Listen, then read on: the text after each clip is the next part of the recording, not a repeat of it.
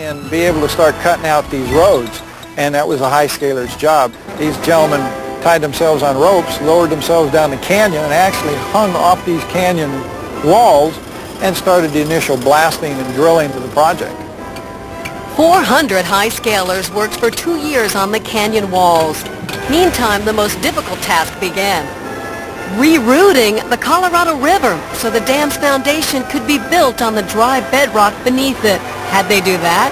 In order to move the river, we had to build tunnels around the site where the dam would eventually be constructed. These tunnels are called diversion tunnels. They're dug at the level of the river, and once they're finished, you put a dam just upstream of the construction site.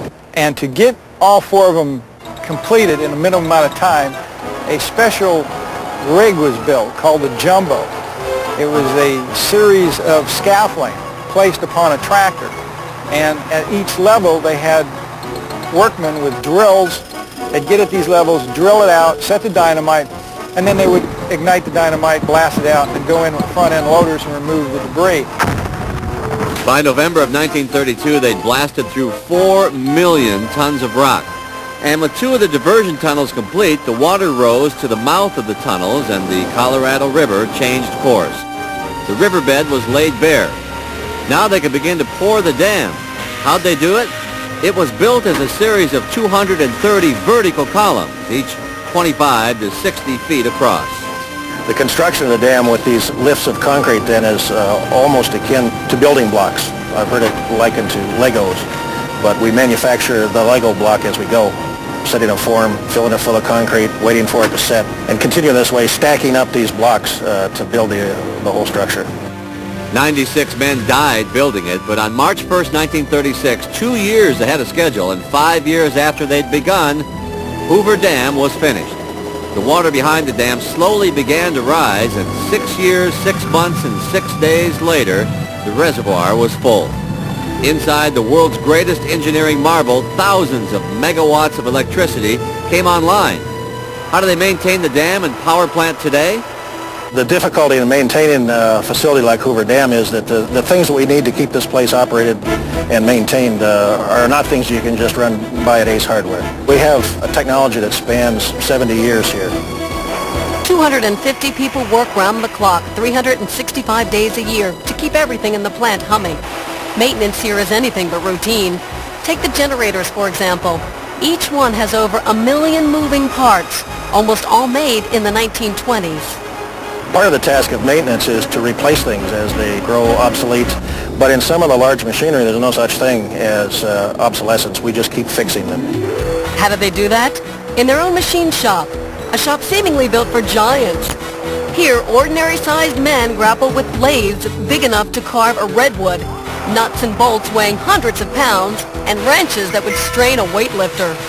The point to be made is that things here are so big, the scale is so large, that normal methods just don't get it. What about the dam itself? How do they make sure it doesn't fail? Periodically, frogmen dive to the bottom of the spillways and examine the concrete with enormous flashlights. High overhead, a crane lowers a man outfitted in mountain climbing gear to look for cracks. And inside the dam itself are dizzying staircases and miles of inspection tunnels that enable engineers to check every inch of the structure. Surprisingly, if they find a puddle, nobody panics. You see, the dam leaks 200 gallons of water every minute on purpose. It was built in blocks. It's designed to leak. If it doesn't leak, some structural problems can occur. So there is a normal amount of seepage, and it's controlled seepage. In over a half a century, they've never found anything worth worrying about, and they doubt they ever will. This is here forever. It's not going to move.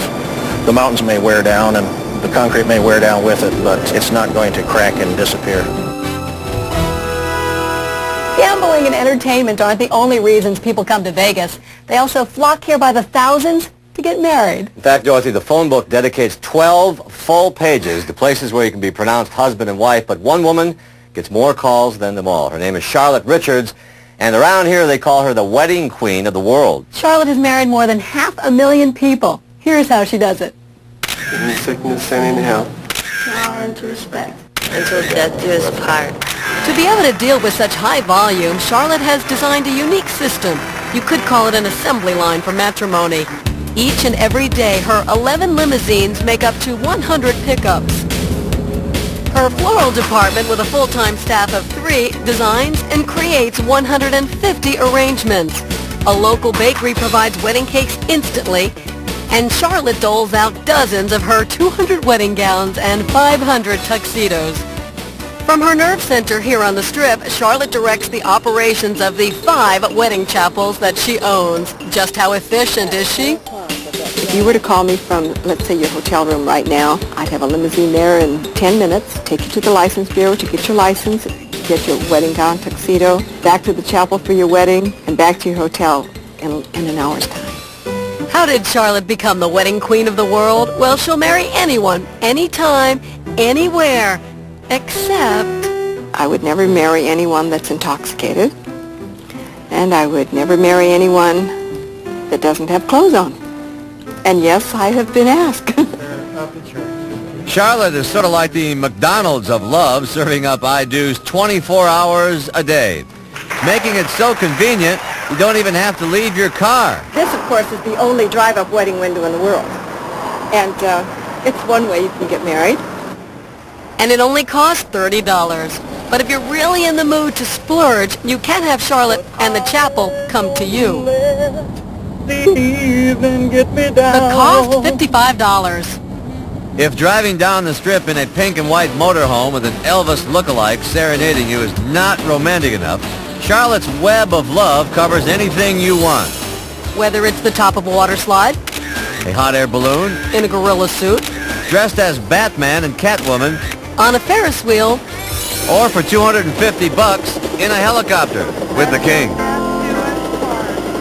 And by the power vested in me by the state of Nevada, I now pronounce you husband and wife over the Stardust and over the Circus Hotel.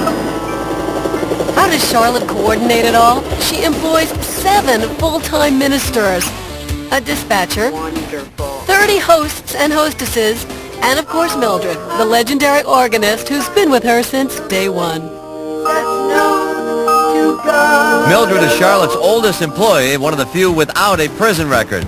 For the past 10 years, Charlotte has been working with the Nevada State Prison on a work release program. Each day at 4 and 8 p.m., 5 to 7 inmates arrive from a local halfway house to help Charlotte spread her message of love. Well, when I got out of prison, she was the only one that would give me a job. It was very hard to get a job being an ex-felon in this state. And she was the only one that would help me out and get me going and get me back on my feet. What's Charlotte's secret? Well, despite performing over 500,000 weddings over the past 35 years for high rollers and just plain folks, she makes each couple feel like their wedding is the most important one she's ever done. Charlotte has tied the knot for a lot of celebrities, too. There's Bruce Willis and Demi Moore, Frank Sinatra and Mia Farrow, and Mickey Rooney, 4 times. And a pal of mine walked in here one Saturday in September of 1989 and married his beloved Juanita. Now, you can tell everybody that you were in the chapel, but Michael Jordan got married. We'll be right back.